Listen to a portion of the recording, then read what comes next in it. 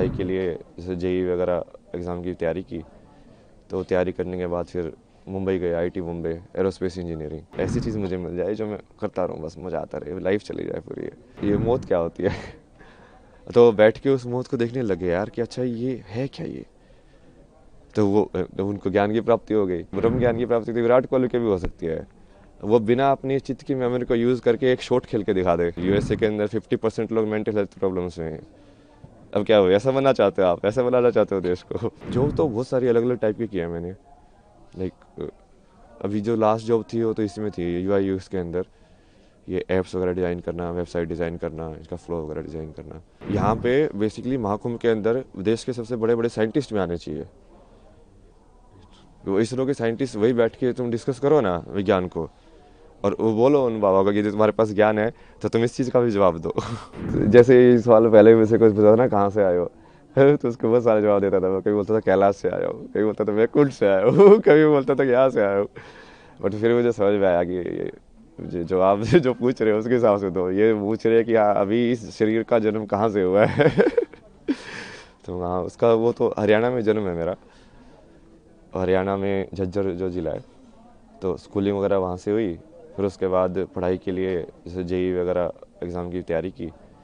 तो तैयारी करने के बाद फिर मुंबई गए, आईटी मुंबई, एरोस्पेस इंजीनियरिंग।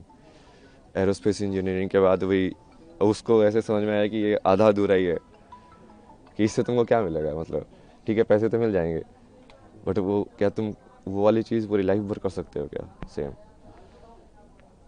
अब वो लाइफ भर यदि नहीं कर सकते हो मतलब तुम उब जाओगे उस चीज़ से।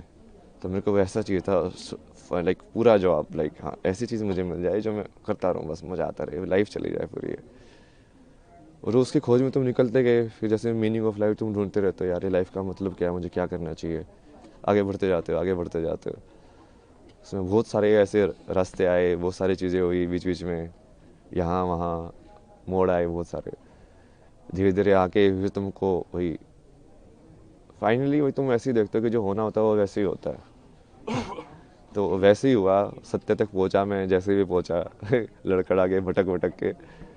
फिर उसके बाद अभी तो जैसे फिर उसको समझ में आया कि अभी जो भारत का जितना भी ये वैदिक जो ज्ञान बोलते हैं या पुराना जो संस्कृति ज्ञान बोलते हैं, वो सारा का सारा उसी के ऊपर डिपेंडेंट है। मतलब अपने जितने भी हैं ये नाट्य शास्त्र या जो भी बनाए गए हैं, वो सब आध्यात्म को केंद्र बिंदु लेके बनाए गए हैं। सब राग जो डिज़ाइन हुए हैं, म्यूज़िक से लेके, परफॉर्मेंस लेके, फिर रहन सहन से लेके, फिर जो जो परिवार का जो विधि है, शादी का विधि है, संस्कार जो होते हैं बच्चों के सारे ये उस चीज़ को केंद्र बिंदु लेके डिज़ाइन किए गए हैं। पूरा सिस्टम जो पूरा जो जैसे आश्रम की व्यवस्था थी पहले कि हाँ ब्रह्मचर्य आश्रम होगा, गृहस्थ आश्रम होगा, तो वो पूरा वैसे ही उन्होंने बनाया है कि अब इस माया में तुम कैसे डिज़ाइन करो कि वो आध्यात्म वाला जो कनेक्शन है वो बना रहे, कि लोग खो ना जाए ज़्यादा। क्योंकि माया को तुम हटा नहीं सकते हो, क्योंकि वो माया बनी हुई इसलिए एंजॉय करने के लिए, उसको जीने के लिए। बट वो यदि कनेक्शन टूट जाएगा, जो कि अभी काफ़ी टूटा हुआ है, अभी लोगों को वही लगता है कि ये सब अलग अलग है। अलग अलग नहीं है, वही की चीज़ है वो। ऐसे ऐसे कौन क्या कैसा आध्यात्म है, और कैसी कौन सी चीज़ें जिसने आपको ट्रिगर किया आध्यात्म में और इस स्पिरिचुअलिटी को? ऐसा तो कुछ नहीं है ना जिसने ट्रिगर किया स्पेसिफिकली। लाइक अलग अलग थे चीज़ें जो अलग अलग मोमेंट के लिए किस ट्रिगर मोड़ करते पे गए। झुकाव आया आध्यात्म की, अब अध्यात्म पे जाना है, क्या हुआ ऐसा? मतलब आध्यात्म आप किसको बोल रहे हो? उसके ऊपर है ना जवाब। अब यदि तुम वैसे देखो तो किसी चीज़ सवाल के बारे में सोचना, बैठ के चिंतन करना, वो भी आध्यात्म ही है। चाहे मैंने कुछ भी पढ़ा हो या नहीं पढ़ा हो, शंकराचार्य को पढ़ा नहीं हो, विवेकानंद को पढ़ा नहीं पढ़ा हो, यदि मैं अपने में ही बैठ के सोच रहा हूँ, बैठ के जैसे रमना महर्षि थे, उनके दिमाग में एक दिन ये ख्याल आया कि ये मौत क्या होती है। तो वो बैठ के उस मौत को देखने लगे यार कि अच्छा ये है क्या ये। तो उनको ज्ञान की प्राप्ति हो गई। अब आप क्या बोलोगे, क्या ट्रिगर था उसका, वो क्या जरूरी थी? कुछ जरूरी नहीं थी। क्योंकि वो करने वाला तो अब वो अध्यात्म से रिलेटेड थे क्या नहीं थे। नहीं, उन्होंने तो ऐसा कोई वो साधना नहीं की, कुछ संन्यास नहीं लिया, कुछ नहीं किया। तो उसमें भी वही है कि आप उस चीज़ को अलग करके देखोगे कि हाँ अध्यात्म में आ गए हो, ऐसा कुछ नहीं है।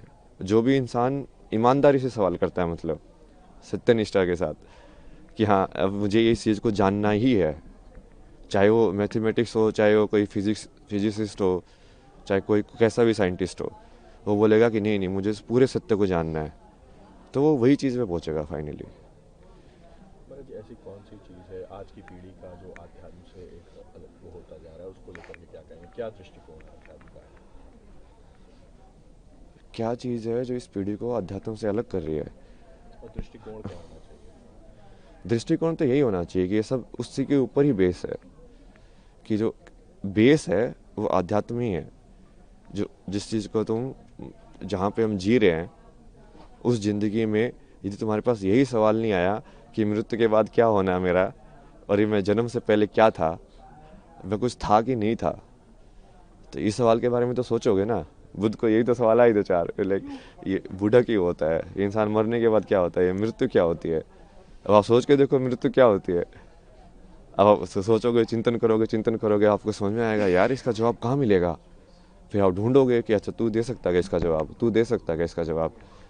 मान लो सेटिस्फाई हुआ, आपको समझ में आया कि हाँ ये जवाब है, नहीं तो जो आप उसको जो पद्धति है उसको फॉलो करोगे कि हाँ अच्छा इसको ऐसे जवाब इसका पाया जा सकता है। तो उसके वही बहुत सारे तरीके हैं, बट वो हर चीज़ वही से रिलेटेड है। आप सेम चीज़ लाइक क्रिया योगा में मैंने लोगों का एग्जाम्पल भी दिया ना कि ब्रह्म ज्ञान की प्राप्ति तो विराट कोहली के भी हो सकती है। वो बिना अपनी चित्त की मेमोरी को यूज़ करके एक शॉट खेल के दिखा दे, सिर्फ उस मोमेंट में रह के, कि उस टाइम पे उसको मसल मेमोरी यूज़ नहीं कर रहा है वो, कि हाँ ऐसे बोला ही तो मुझे ऐसे शॉट खेलना है, क्योंकि जनरली मसल मेमोरी यूज़ करते हैं, रिफ्लेक्स में होता है सब कुछ। बिना रिफ्लेक्स यूज़ किए उस प्रेजेंट मेमोरी में रह के यदि वो मोमेंट कर सकता है तो वो क्रिया योगी बन जाएगा। ऐसे डांसर लोग भी कर सकते हैं कि यदि उस पूरी मोमेंट को वो एम्बॉडी करे, पूरा चेतना के अंदर आए कि हाँ मेरा हाथ ऐसे घूम रहा है, पूरा देखेंगे हाँ वो क्रिया हो कैसे रही है, तो वो भी क्रिया योगी बन सकते हैं। तो ये कोई ऐसा नहीं है ना कि वो असली ज़िंदगी से सेपरेट है, ये एक ही चीज़ है। वो बस आप कितनी डेप्थ में उसको देखना चाहते हो उसके ऊपर है। अभी हम पूरा सुपरफिशियल उसमें देख रहे हैं, और इसके भी बहुत सारे कारण हैं। मतलब ये पश्चिमी सभ्यता का असर है। अब ये सुबह जैसे वो फ्रांस में एक थी, उनसे बात हो रही थी, वो यही बता रहे थे कि वहाँ पे तो लोग बहुत क्लोज्ड है, मतलब, और वहाँ पे लोगों को इन सब चीज़ों में इंटरेस्ट नहीं होता है। लाइक सब इंडिविजुअलिटी में और लाइक मटेरियलिज्म को और के चक्कर में पड़े रहते हैं, जो थोड़ा बहुत असर हमारे ऊपर भी हो गया है। चूँकि वो अब हम हमारे पर वो राज करके गए तो हमारे अंदर इन्फीरियरिटी कॉम्प्लेक्स आ गया कि इनके अंदर कुछ तो बढ़िया होगा जिसकी वजह से ये हमसे पावरफुल बन पाए। तो हम फिर वो चीज़ को उसके पीछे पड़े हुए कि इनके पास जो था हम भी वही चीज़ सीखें ताकि वो चीज़ रिपीट ना हो। लेकिन वो सही अप्रोच नहीं है, क्योंकि उनके हालत देखो ना, यूएसए के अंदर 50% लोग मेंटल हेल्थ प्रॉब्लम्स में हैं। अब क्या हो, ऐसा बनना चाहते हो आप, ऐसा बनाना चाहते हो देश को? महाराज जी, विदेशी जो होते हैं वो आध्यात्म की ओर आ रहे हैं, हमारे यहाँ आ रहे हैं, लेकिन जो हमारे लोग हैं वो कहीं ना कहीं विदेशी परंपरा को अपना रहे हैं, ऐसा क्यों? ये यही है ना, उसकी वजह से वो ये अब जैसे आपके ऊपर मान लो कोई आपसे ज़्यादा ताकतवर है, तो आप सोचोगे यार इसके पास ऐसी कौन सी शक्ति है कि इसको ज़्यादा ताकतवर बना रही है मेरे से, तो आपका भी रुझान उसी की साइड होगा। तो आप सोचोगे यार ये लोग साइंस पढ़ के, ये एटम बम बना के, हथियार बना के ये दुनिया पे राज कर सकते हैं, तो मैं इससे बड़ा हथियार बनाऊं। तो सब उसी रेस में पड़ जाते हैं फिर वो, बट उस रेस का तो कोई अंत ही नहीं है भाई। महाराज जी, एक और क्वेश्चन है कि ऐसा क्या था आध्यात्म में जो आप इस ओर आए, इतनी सरल जिंदगी छोड़ के इतनी कठिन जिंदगी में आने का निश्चय किया? किस तरह का परिवार में क्या इसमें रिएक्शन रहा आपका? नहीं नहीं, इसकी चॉइस नहीं होती ना। रियल में आप देखोगे ना, बहुत सारे लोगों की यदि जीवनी कहानी पढ़ोगे तो आपको समझ में आएगा कि ये चॉइस होती ही नहीं है वो। क्योंकि तुमको यदि वो चीज़ की तरफ रुझान है ना, तो तुम इस लाइक उसको चीज़ तुमको खींचती रहेगी अपने साइड, उस लाइक वो बुलाती रहती है कि हाँ, अब तुम जाते रहते हो उसके साइड, एक के बाद एक के बाद एक। तुम चाहोगे कि नहीं नहीं मैं फिर से लाइक इस चीज़ में जाऊँ मेन स्ट्रीम में, बट वो होगा ही नहीं, तुम खुशी नहीं रहोगे। अब तुमको हमेशा ऐसे लगता रहेगा यार नहीं यार ये मेरे लिए नहीं बना है, ये मेरे लिए नहीं बना है। तुमको कुछ और करना है, तुमको कुछ और करना है। किस तरह की जॉब थी महाराज जी आपकी? क्या जॉब थी आपकी? जॉब तो बहुत सारी अलग अलग टाइप की किया है मैंने। लाइक अभी जो लास्ट जॉब थी वो तो इसमें थी, यूआई यूएक्स के अंदर, ये ऐप्स वगैरह डिज़ाइन करना, वेबसाइट डिज़ाइन करना, इसका फ्लो वगैरह डिज़ाइन करना। उससे पहले जैसे जिसमें भी काम किया मैंने, ये ट्रैवल फोटोग्राफी या डिसोर्स करके एक प्रोजेक्ट है आईआईटी बॉम्बे का, गवर्नमेंट स्पॉन्सर प्रोजेक्ट था। उसमें बेसिकली वो डॉक्यूमेंट करने के लिए इंडियन आर्ट्स एंड क्राफ्ट और हिस्ट्री को, तो उसके थ्रू ऐसे मैं बहुत जगह पे घूमा, बहुत सारी चीज़ें डॉक्यूमेंट की मैंने, पुराने टेम्पल्स लाइक पेंटिंग स्टाइल्स और ये सब। उसके बाद जैसे इसमें भी काम किया मैंने, मैगजीन्स वगैरह में, फिल्म मेकिंग भी की मैंने, डॉक्यूमेंट्री फिल्म्स में मेरी लाइक फिक्शन फिल्म भी है। बहुत सारा कंटेंट है भाई। महाकुंभ को लेकर के क्या संदेश देंगे, किस तरह की व्यवस्थाएं लगी आपको, क्या? व्यवस्था तो सही है, अब उसमें मेन जैसे मैं तो ये चाहता हूँ ना कि ये सारी चीज़ें सिर्फ आध्यात्मिकता से लिमिटेड ना हो। यहाँ पे बेसिकली महाकुंभ के अंदर देश के सबसे बड़े बड़े साइंटिस्ट भी आने चाहिए।